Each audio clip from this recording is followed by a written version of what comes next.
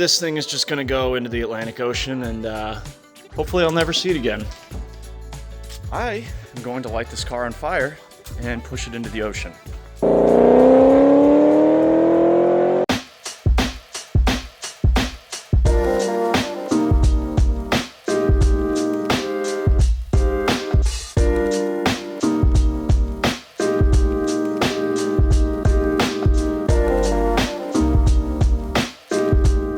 Well, if you guys were here for the last video on the 2003 SVT Cobra project, you know that we figured out the issue that was causing this thing to fall on its face when you gave it good throttle or stabbed the throttle.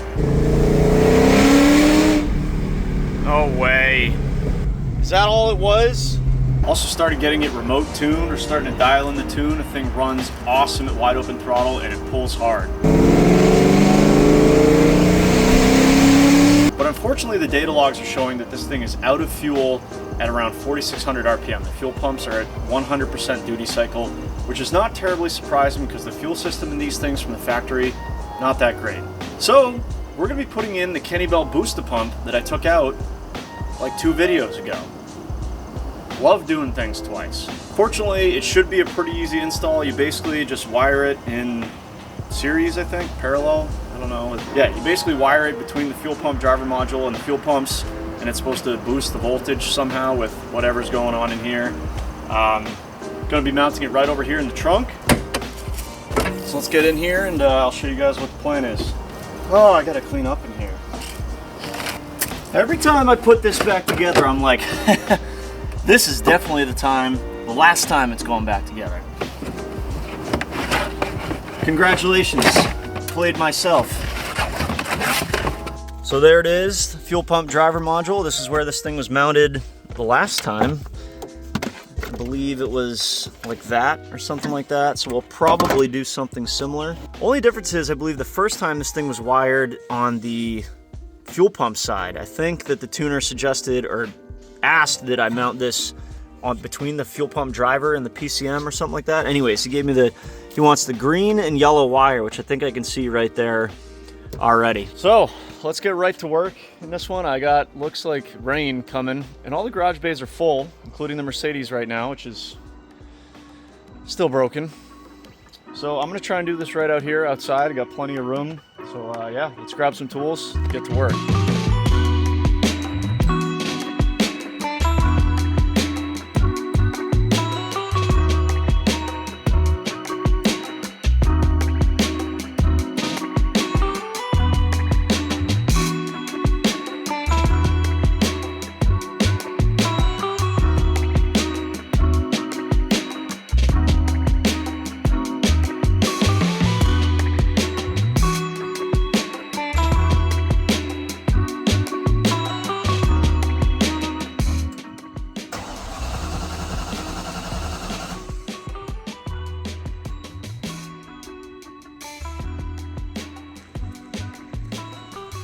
Turn it on. There we go. Huh, all right.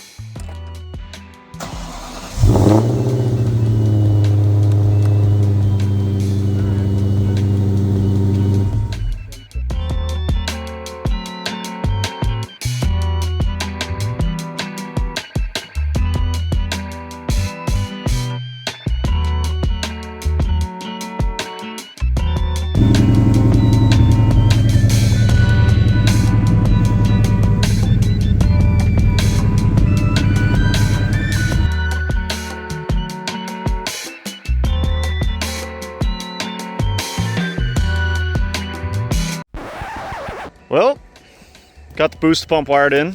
Works great. Little wiring issue I'll tell you guys about later when it's light out, but took the car for a drive to try and get another log for the tuner, and downshifted, gave it a little blip of the throttle, immediately shredded a belt. So that's not a coincidence this time. We have some sort of belt alignment issue or something going on. Exact same thing. It's like the belt has shifted this way, which is somehow shredding it, and now it's all tangled up in here. I don't know what that could be. I know sometimes guys have alternator alignment issues with these things, but I mean the bracketry is 100% stock So I'm gonna limp this thing back to the house. We'll check some things out tomorrow, maybe in the daylight. Obviously now I need to order another belt. I think that was my last one in this length. We'll see, but something's going on. I don't understand why this car hates me. I've done so much for you to help bring you back to life, and all you do is just want to die. I don't get it. All right, let's get this thing home. Work on something else that's broken.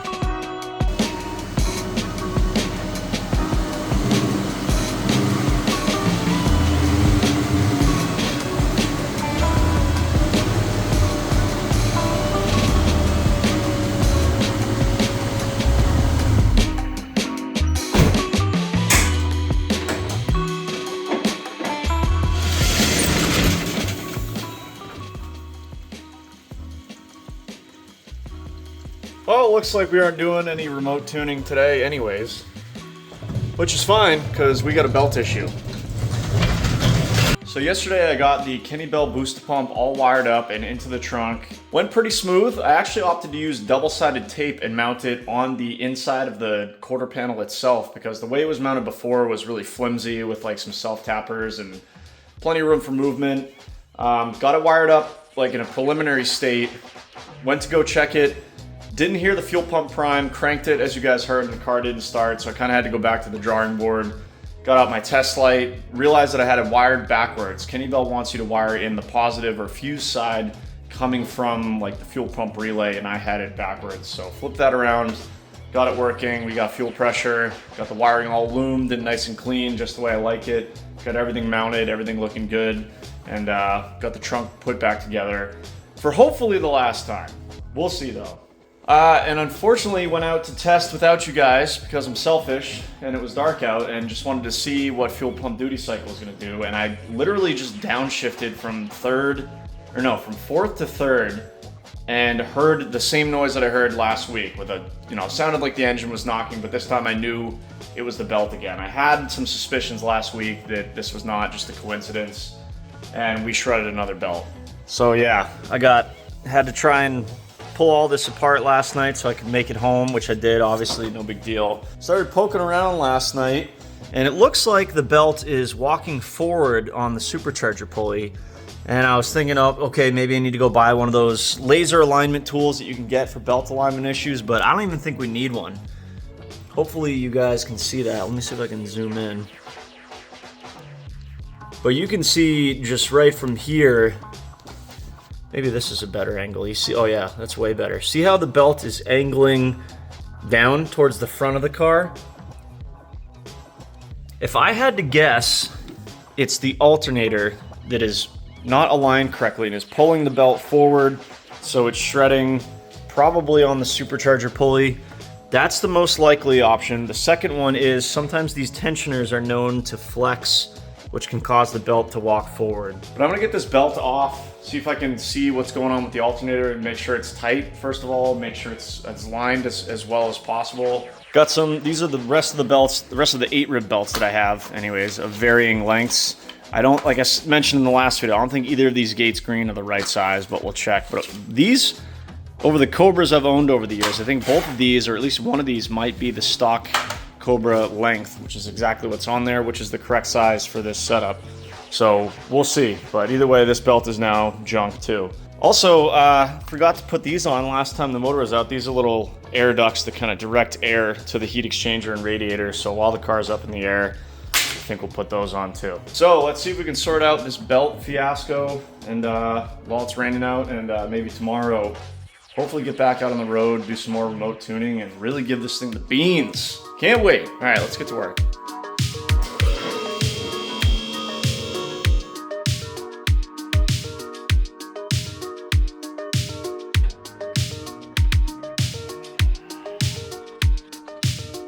Hold on, let me take my time.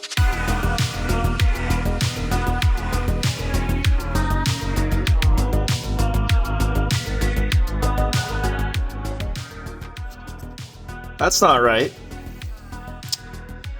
Let's get that fixed. Damn it.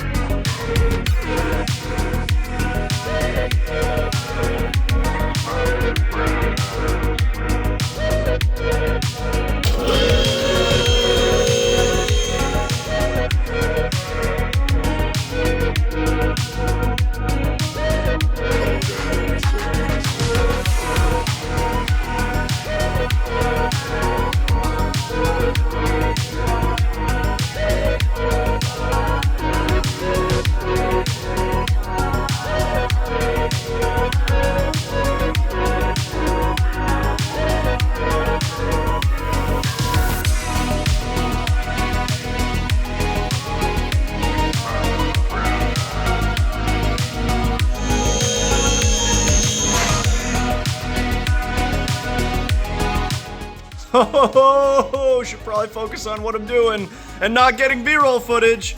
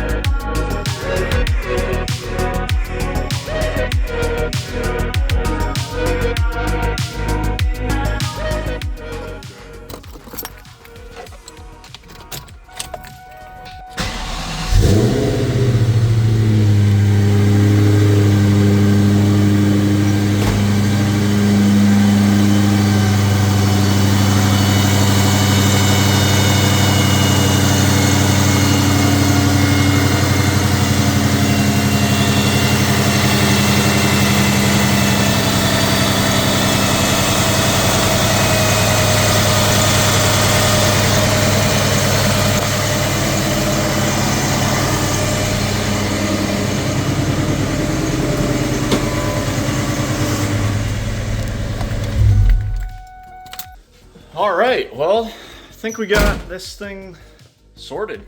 Okay, so for those of you that couldn't tell in the B-roll footage, I'm pretty sure our problem was not with the alternator. It was actually installer error when I put that lower pulley on. And because I've got the convenience of a spare motor right here in the garage, I'll just show you over here. So here's the lower pulley off of this motor. This goes on, threads into the main harmonic balancer there, and threads in on these two studs on the timing cover, just like that. And what I had done in that gap right there is accidentally wedged in one of the wire harness brackets. That was causing the pulley to basically do this.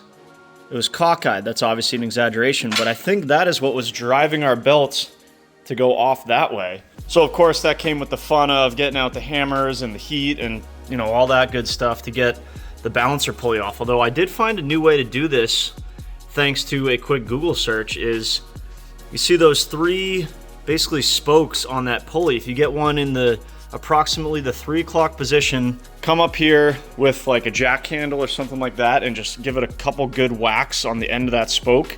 It's those jolts of, you know, force that are gonna crack that thing off. Thing came off like butter. Wish I knew that a long time ago, but always learning. Anyways, got that thing off, got the bracket out of there, got it bolted back on. Turns out I have at least one, if not two extra belts in this size. So perks of owning like 10 of these cars over the years. So I got a new belt on there, and look at our alignment now. You see, you know, before it was kind of going off to the right there towards the alternator. Now it's perfectly aligned as far as I can see, as far as the eyeball check goes. So that makes more sense because our alternator bracket is all stock. All that bracketry should be just fine, but you never know. The tensioner, like I said, is sometimes problematic on these, but I got down there just to check everything out, which is always a good habit to do. Yeah, you could see that I saw that and I was like, who did that? What an idiot. Oh wait, it was me. But you know, we all make mistakes. I corrected it. I'm actually surprised it didn't come off sooner on the dyno. Like obviously on the dyno, we weren't giving it full throttle, but we were definitely jabbing the throttle. I've definitely jabbed it a few times and the belt never came off. But this other one was on for like 1.5 miles, and I went to downshift 2 nights ago and it immediately shredded. So I think we'll know pretty quick if this belt is gonna solve our issue. Also, while the car was up in the air, this has been on my original whiteboard, which has since been erased 17 times, but detailing the underside of this thing. This thing was leaking from every single orifice when I bought it. It leaked engine oil, it leaked transmission fluid, the rear end was leaking. The whole underside was coated with oil, and I've just never got a chance to get it cleaned up because we've been dealing with everything else that's been going on with this car. So while it was in the air last night, I degreased the whole thing, put some safety glasses on, and then wiped the whole underside down. You won't be able to see it now. I'll put the B-roll footage up again real quick, but this is a very, very clean car. I mean, you can find these things with rust on them, actual rot holes, and some bad examples. This thing is immaculate as far as rust for being from the Northeast, clearly not driven in the winter. Yeah, it basically had its own oil undercoating regardless. So even though the paint needs my magic touch here with the buffer and some compounding, which I'm hopefully going to get to possibly in the next video and can't wait to do.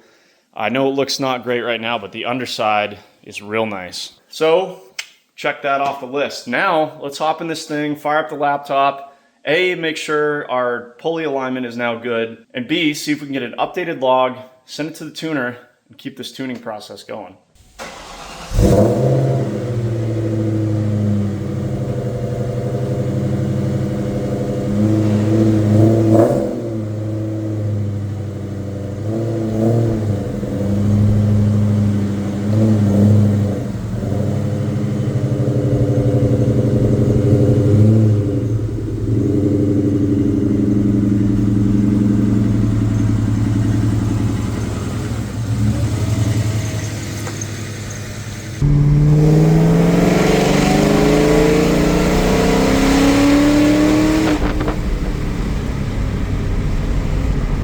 Yeah, buddy.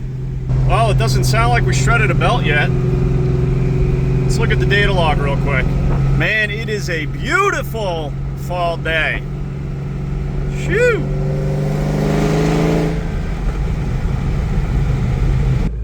Well, I think we did something right. I've got fuel pump duty cycle highlighted, so watch that value there. This is me doing the pull, RPM's coming up. You see duty cycle climbing all the way to, what are we at?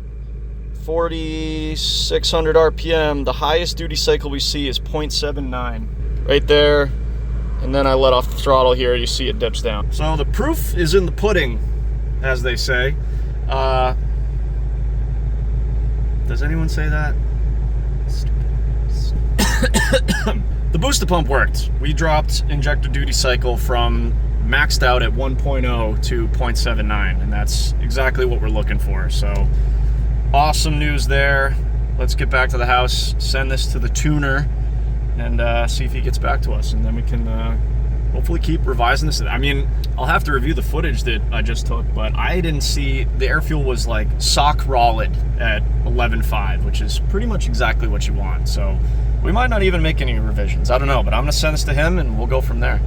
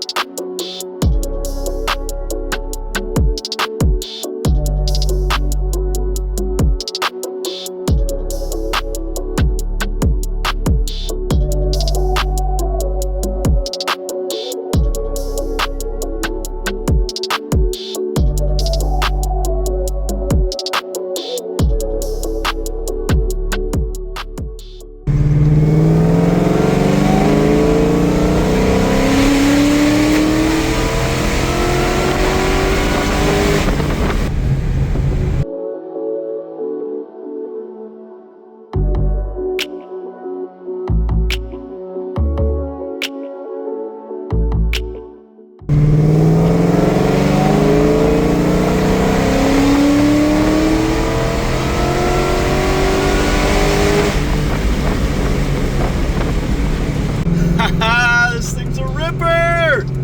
Woo! Finally!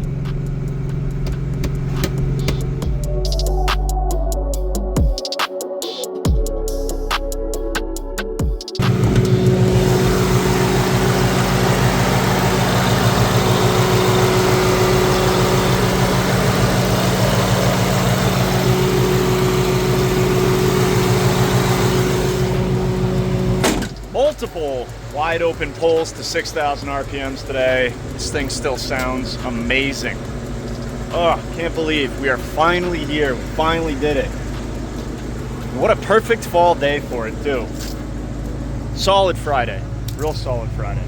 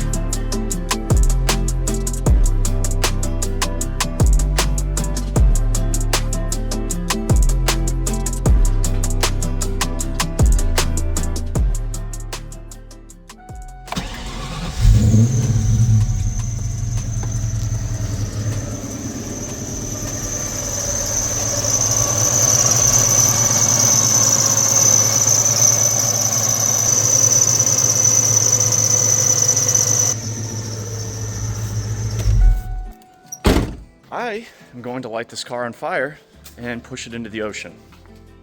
Obviously, I'm kidding, guys. It's been a few days, but the tuning has gone excellent. The car is running so good. I went back and forth with the tuner like 4 or 5 times, made a bunch of adjustments, pulled all the way to like 6,000 or 6,500 RPM, and car runs absolutely perfect. And she rips. She's a ripper. Also spent some time rerouting and putting in a new line for my boost gauge because that was kind of laggy before, I guess. It just didn't seem like the boost was right. Also, the rotor hats on the rear, because these ones weren't zinc plated or whatever, were starting to rust and they were bugging me. And I had a squeak from this caliper, probably because not enough grease. So I blew the whole rear end apart here, painted the rotors, or the hats anyways, and then the outer edge, masked all that off. Cleaned up the calipers, re-greased everything on both sides, so that's nice and quiet now. But now, and I've actually been battling this for a few days off camera, I've got a squeaky belt or idler in the front here. I've got another full set of idlers from that other motor. I've swapped out 2 of them at this point, and this is still squeaking. So the only ones that it left that it could be, I removed this one, it still did it. Like I said, the only one really left that it could be is either the tensioner or that one way down there. But my God, this thing is just fighting me. But I'm not giving up, I'm not quitting, but I can't be going down the road with a squeaky belt, you know, seeming like we're driving a jalopy over there. So I'm gonna keep picking away at that, and then hopefully we can actually take this thing out and give it the beans. But yeah, let me sort out this belt / idler issue, and we'll get it out on the road. Well, I have replaced every single idler except for that one down there. And the bolt just broke off inside of the lower pulley, which means that freaking lower pulley now needs to come off again to now attempt to extract that bolt. So, unfortunately, this thing is just going to go into the Atlantic Ocean, and hopefully I'll never see it again. Good luck to you.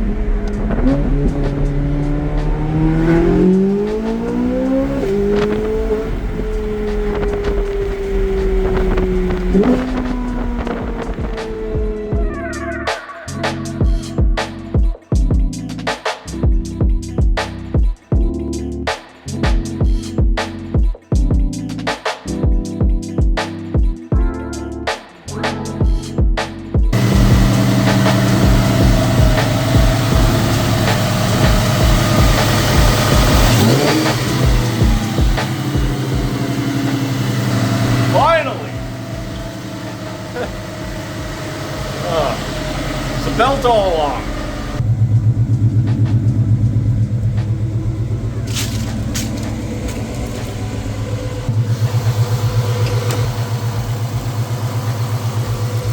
Perfect. Well, after all that, should have known better. It was the belt. I replaced every single tensioner on the blower drive there, including the entire lower pulley. I had to hold the debacle where the bolt broke off. Took that lower pulley setup off. Welded a nut to it. Turns out that pulley cage is steel, not aluminum. So then that whole thing became one solid unit. Had to drill and tap that, which took way too long. And then after all that, got that one all back together, perfectly working lower pulley setup. I said, hey, why not eliminate it as a variable altogether and put the extra lower pulley setup I had on there, put it all back together, still squeaking, which only left the belt and the alternator. And the alternator, extremely unlikely. It's a brand new KMJ unit.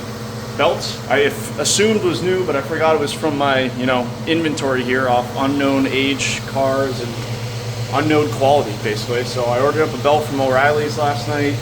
After I got it back together, came in today, put it on. I mean, it's perfect. So I say I swapped all the pulleys, didn't cost me anything. They're all just extras I had, but a lot of wasted time. In the future, just throw some water or something on the belt, and if the noise goes away, you know it's a belt and not an idler, or vice versa. But anyways, we get a perfectly whisper quiet motor slash blower drive at this point, and I suppose I should be thankful that it wasn't the inner pulley or belt, because those are even harder to get to. But I can have a belt on and off this car in 30 seconds or less now, so that's good. Anyways, this thing should be 100% mechanically solid. Let's go freaking drive it. Finally.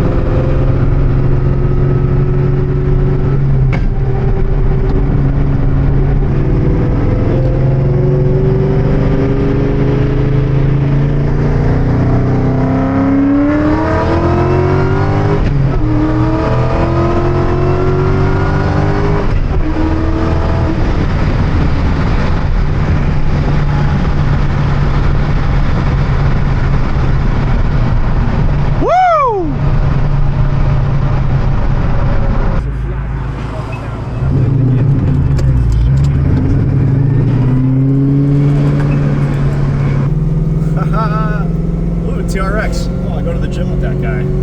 Brother. So all you guys for the past almost 12 months that have been complaining about this, that clunk or whatever you guys want to call it between shifts, I've mentioned this a bunch of times, but a lot of you have missed it. It's a faceplated T56 Magnum, high dollar transmission. Some might consider it not all that street friendly, but that right there makes up for it. That is my first 2, 3, 4 pull in this car, and I have never hit third and fourth and just bang gears that effortlessly. That was incredible. That is what this transmission is designed for. That's where it shines. Banging gears, baby. That was awesome. Woo! Can't see.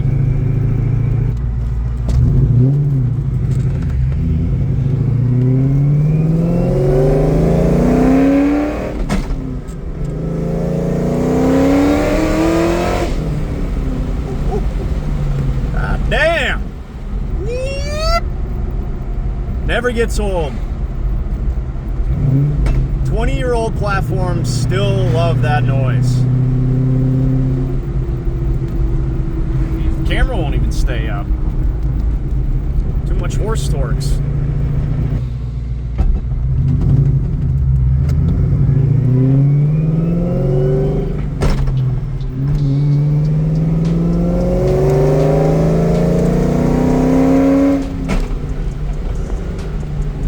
We are about 2 weeks shy to the date that I bought this thing 1 year ago. What was supposed to be a quick flip, just needing the clutch. And I just finally did some actual pulls in this car, heard that Eaton scream. This thing rips. Air fuel looks perfect, oil pressure's perfect, coolant temps are perfect, all vitals are perfect. No leaks, no check engine lights. Man, everything's good. It's a beautiful fall night, cruising around.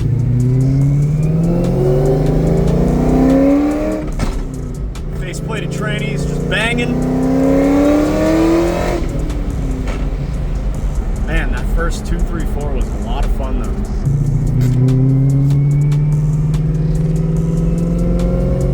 you can make it not make noise. Holding the gear, clutch in neutral, clutch out, clutch back in, third. That was really slow to show you guys, but you basically double clutch, just like Toretto told you. Granny shifting, not double clutching like you should. That brings both of those gears to the same speed so they engage a lot smoother. That's obviously not what you want to do, you know, when you're at the track or something, but day-to-day driving, it can make it a little bit smoother if the, you know, clunking bothers you. I'll do this one 3/4 fast for you guys. Just a little bit of a, you know, kind of, that's mostly just the shifter that does that. Because it's a nice, this is the TIC Performance short throw shifter. It feels incredible, but yeah, man, this thing rips. Finally!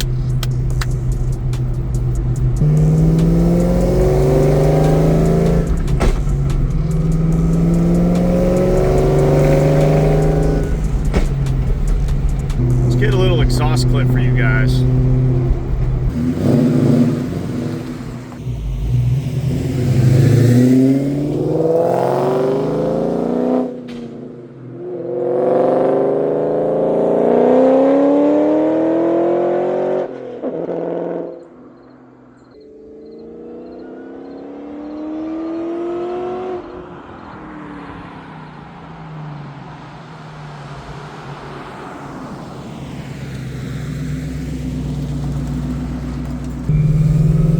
Damn it!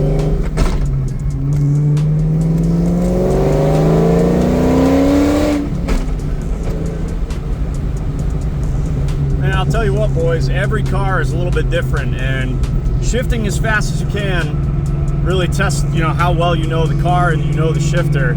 I just hit 5th right there. I tried to get you guys a good exhaust clip, and I just hit 5th, which is why the car bogged out.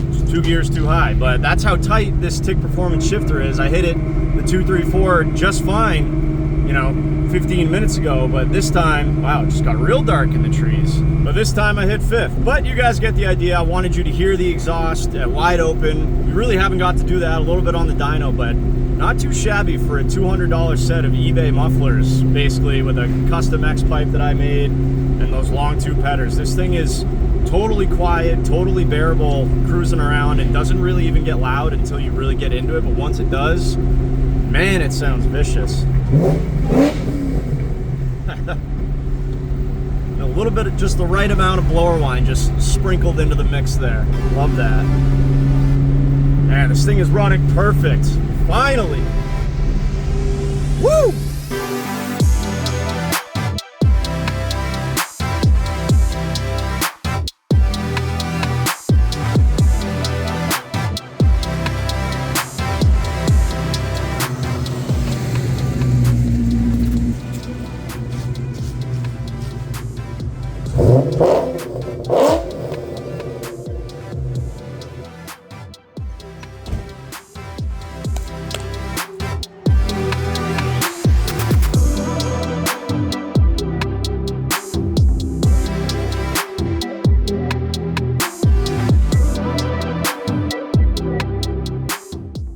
Well, I can't believe I'm saying this, but I think this car, the clutch, is finally done.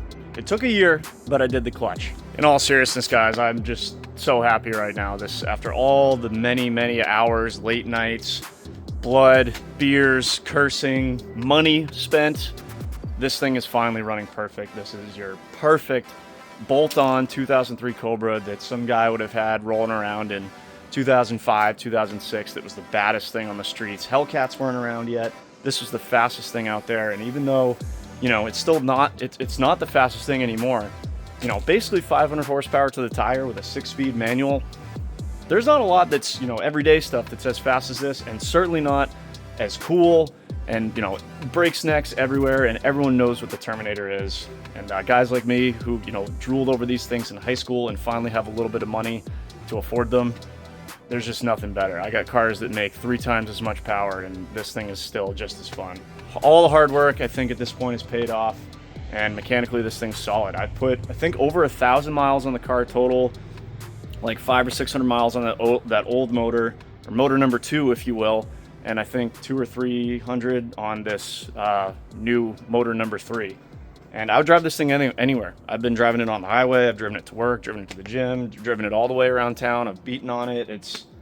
And it comes back, vitals are always perfect. It always comes back for more. So I'm checking mechanical items off the list. There's nothing I think that this car really needs at this point mechanically, which means we can finally get into the cosmetics that I've been waiting for 1 year. I've been waiting so long to take a buffer to this paint. I think I've washed this car once back in March, and it's definitely due for another wash. But of course, that's not going to be in this video. That's going to be in the next one, which I may or may not start filming right now if I have enough light. But thank you guys so much for watching. Thank you guys for coming with me on this Cobra journey to get to this point mechanically. I know a lot of you guys have enjoyed this series, and I'm glad that you have. So leave me a comment, leave me a like if you enjoyed the video, subscribe if you haven't already, and I will catch you guys in the next one. Man, Sonic Blue. Can't get enough of it. Riptide Blue is not bad, but can't wait to buff this thing. See you guys.